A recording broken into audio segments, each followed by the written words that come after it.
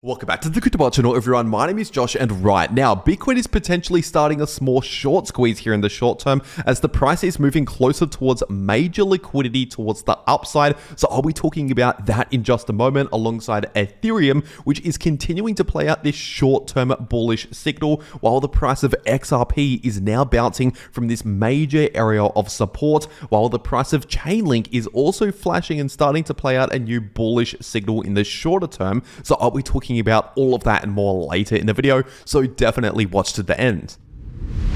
First of all, starting off on the 4-day Bitcoin chart, and right now the super trend indicator is still sitting in the green, so not a lot has changed over the last 1 day. Getting straight into this weekly Bitcoin chart, we still have the MACD on the weekly time frame, of course, sitting in the red if we're looking at the histogram within the MACD indicator, telling us that, of course, it's currently still looking more bearish than it is bullish. And of course, the last couple of times we saw a bearish crossover in this indicator on this Bitcoin chart on this time frame, we did end up seeing either a pullback or actually more of a bearish trend either over the next few weeks or months. And of course, this has now already been playing out for around 1 month and could possibly play out a little bit longer if we're basing it off this last time here. And if we're taking a look at this weekly Bitcoin chart, we still have a massive bearish divergence to pay attention to, with higher highs obviously confirmed in the price in the candle closes and massive lower highs confirmed in the weekly Bitcoin RSI, which is telling us we're losing a lot of bullish momentum. So like I've been saying over the last 1 or 2 months, we should not really be expecting a lot of bullish momentum in the shorter term, which means yes, we can see some little short-term bounces here and there, but not necessarily a massive amount of momentum towards the upside like what we saw in November last year, for example, or in February last year, for example. And so at least as of right now, that is simply still the situation on the larger timeframes here. Honestly, not a lot has changed over the last 1 day. And if we're taking a look at this daily Bitcoin charts, the price is continuing the bounce from this Fibonacci level of support, which is sitting at approximately 82,500. So really in between around 82,000 to 83,000. That's the short-term support to pay attention to based on this Fibonacci level. And as for resistance, we could potentially find some resistance at around 91,500, close to 92,000 based on previous significant supports becoming new resistance. And then I would also expect potentially more resistance in between around 94,000 to 95,500 based on this previous area of support becoming new resistance. And of course, we have just recently seen a rejection from that area. And as for support, once again, we have that support at around 82 to 83K. But if we were to break below that level of support, in that case, we also have this major area of support down here sitting in between around 70,000 to 74,000. If, of course, we first break below around 82,000. And as of right now, in the shorter term, the price is potentially starting to play out a bit of a short squeeze, which I'll talk about in just a moment. But first, if you want to trade any of these moves in the price of Bitcoin or any other crypto, personally, I'm starting to take more of my crypto trades over on 2bit. So I'll make sure to leave a link to 2bit below this video in the description and in the pinned comment. And if you use that link, it'll take you to this page right here where you can claim some massive bonuses just by making your account using that link and starting to trade. Like, for example, a brand new Mercedes-Benz or $50,000 in bonuses simply just by making an account using that link once again. Or if you're not one of these larger traders, you can also get some decent bonuses using that link, like for example a $30 sign up bonus or a 20% deposit rebate up to a max of 200 USDT. So basically, if you deposit just $1,000, you get a $200 bonus straight into your new account if you use that link. And on top of all of that, if you use the link below this video to 2bit, you will automatically upgrade it to VIP level 1 trading fees, which basically means you get a massive discount on trading fees, lowered trading fees on 2bit, but only if you use the link below this video to make your 2bit account. So if you're going to be trading crypto anyway, you might as well check this out. Once again, first link below this video. And in case you're wondering, 2bit is indeed a no KYC exchange, which means you can access it from basically any country in the world without needing any KYC. But as always, check your local regulations when it comes to trading crypto. And for whatever reason, if you don't want 2bit as an exchange, exchange. There is also BTNX as another exchange, another option that I also trade on. So I'll also make sure to leave a link to BTNX below this video in the description and in the pinned comment. And if you use that link, it'll take you to this page right here where you can also claim some massive trading bonuses. And also, by the way, BTNX is a no KYC exchange. But with that being said, like I said earlier, we're potentially starting to play out a small little short squeeze here. Now, I don't expect a massive short squeeze straight into new all-time highs or anything like that, because remember, we still have these other signals on the larger time frames telling us we should not necessarily expect a massive amount of bullish momentum. But like I said earlier, we can of course see some bullish movements in the shorter term, some little bounces here and there and small short squeezes. And if we're taking a look at the Bitcoin liquidation heat map, we have a small amount of liquidity at around 91,500, but we have a decent amount starting to build at around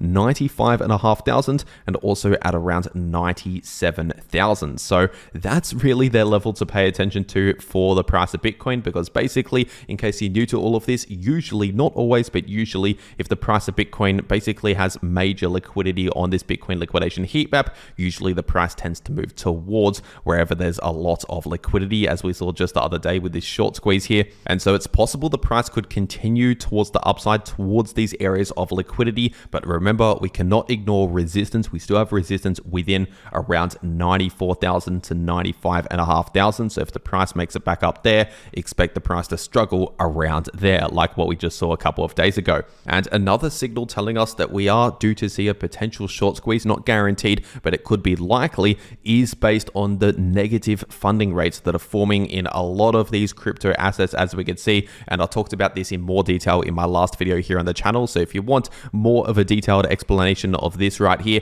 check out my last video just yesterday. But basically, the main thing you need to know here is that when the funding rates are negative, that basically means the short positions are having to pay the long positions extra fees. These funding fees right here, usually every 8 hours or so. And so in other words, when the price of Bitcoin simply just trades sideways, or especially if it's bullish, it means the short positions are losing money. Even if the price is sideways, the short positions are losing money to funding fees. And so essentially, the moment we stop going towards the downside, the moment we just start to see a little bit of sideways price action, as we just saw here, that basically tells the short positions to start closing those positions, the traders to start closing those short positions in order to avoid paying those funding rate fees. And when short positions start closing, that basically adds buying pressure. They have to buy back into the underlying asset, in this case Bitcoin, if they're shorting Bitcoin, which pushes the price higher, which can actually liquidate other short positions or cause other short positions to close, which pushes the price even higher, and so on. That's what a short squeeze is. And so once again, we're potentially already starting to see that right now with this bullish movement that we've just seen over the last one day. And of course, I talked about this in my last video before this latest bullish movement right here. But remember, like I've said throughout this video and recently here on the channel, even though, yes, we might see a small short squeeze, it will likely just be a small short squeeze, not necessarily a massive bullish move into new all-time highs, considering we still have these signals on the weekly Bitcoin chart telling us we should not necessarily expect a massive amount of bullish momentum. But with that being said, taking a look at Ethereum on the weekly time frame, and right now, once again, we're still seeing that major breakdown in the price structure. Essentially, the price just broke below a multi-year line of support, which was sitting at just above 2.6K, and we've already now seen a weekly candle close below that very important line of support. So of course, on the larger time frames here, Ethereum is not looking good. But if we're taking a look at the 3-day Ethereum chart, we are running into this important Fibonacci area of support, the golden pocket area of support, sitting in between around 2150 to 2.2K. And at least so far, we are currently finding a lot of support within that area. And so at least for now, this is some short-term hope for Ethereum, obviously with the price running into major support. But if we were to break below around 2150 and especially below 2.1K, with candle closes below 2.1K, in that case, expect to move down towards just under 1.9K, around 1880, and below that level of support, next I'd be targeting around 1,500 if both of these other levels of support first break. And as for resistance, if we see some sort of bounce here in the short term, expect a lot of resistance at roughly 2,500 and more resistance at roughly 2.8k. And if we're zooming into the shorter term, taking a look at the 4-hour Ethereum price chart, of course, like I said in my last video, we have just recently confirmed a new bullish divergence, telling us we're likely going to see just a slight bullish relief here in the short term,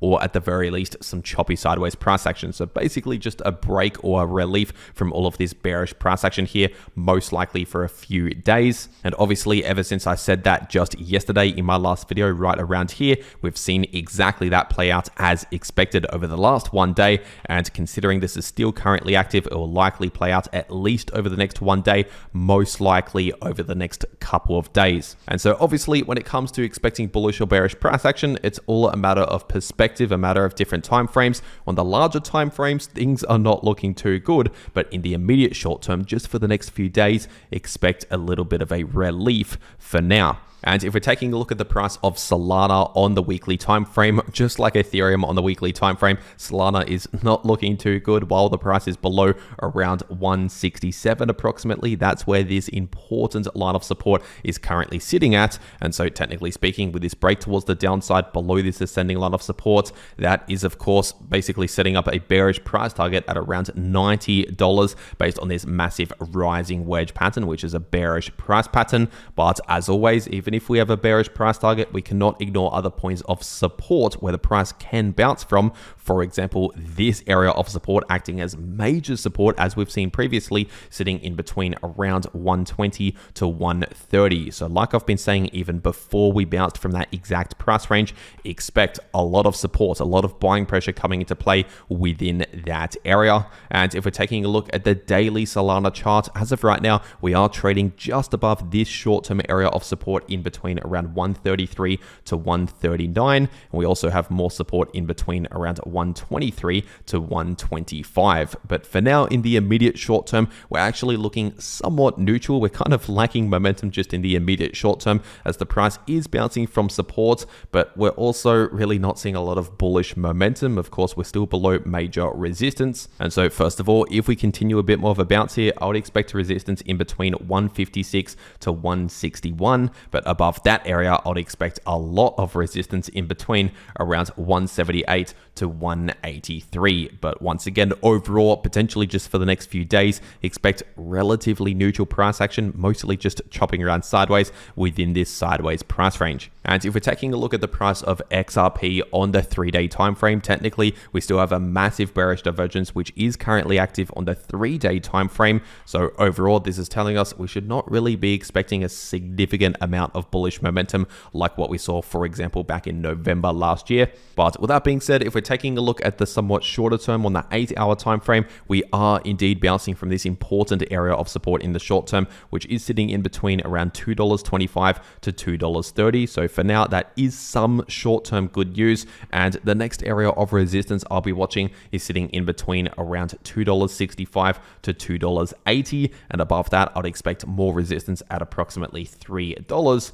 and also major resistance at around $3.20. And if we're taking a look at the RSI, obviously over the last 1 week, give or take, we basically played out a short-term bullish divergence up towards overbought territories. And then we reset the RSI out of overbought with that pullback that we saw just a couple of days ago. And so ultimately the RSI is relatively neutral at the moment for the price, which means the price will honestly likely stay within a bit of a sideways price range for now. Of course, we can continue this short-term bounce a little while before actually hitting this resistance, and then expect the price to struggle around this resistance, possibly causing a bit of choppy sideways price action in the shorter term, especially if Bitcoin, for example, and a lot of the major altcoins out there plays out relatively neutral price action. Usually XRP does something similar to Bitcoin and the rest of the crypto market. And if we're taking a look at the price of Chainlink on the daily time frame, of course, Chainlink, just like Bitcoin in the short term, is currently bouncing. As I always say, if Bitcoin has a decent bounce or a decent dump, expect something similar for Chainlink and a lot of the major altcoins.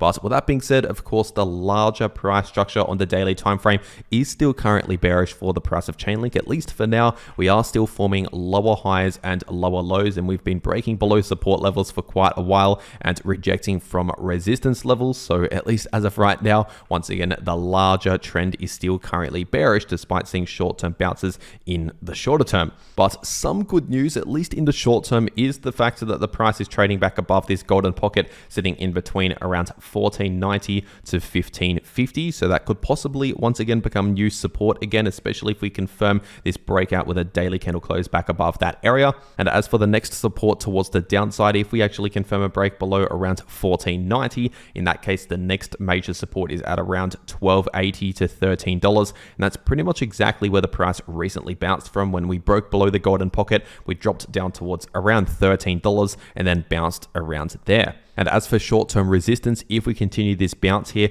expect a lot of resistance in between $17.50 to $18. And above that area, I would expect a lot of resistance in between $19.50 to $20. And if we're zooming into the shorter term, taking a look at the price of Chainlink on the 6-hour time frame, we actually have a short-term bullish divergence. Now, this is not a perfect bullish divergence here. As we can see, the price has relatively horizontal lows in the candle closes here, while the RSI is, of course, forming higher lows. So it's not a textbook classic bullish divergence, but it's still a form of bullish divergence. It's just a weaker form of a bullish divergence. And this is also basically extending a previous bullish divergence that we saw back here, which already kind of played out. So ultimately, of course, with the RSI trending in the bullish direction, at least in the shorter term, once again, only on the 6-hour time frame, this is giving some hope in the shorter term for the price of Chainlink, promoting some bullish price action. As we can see, we're most likely going to continue a little bit of a relief, but then, as I said earlier, as we approach these areas of resistance, expect the price to struggle around these areas. And once again, if you want to trade any of these moves in the price of any crypto,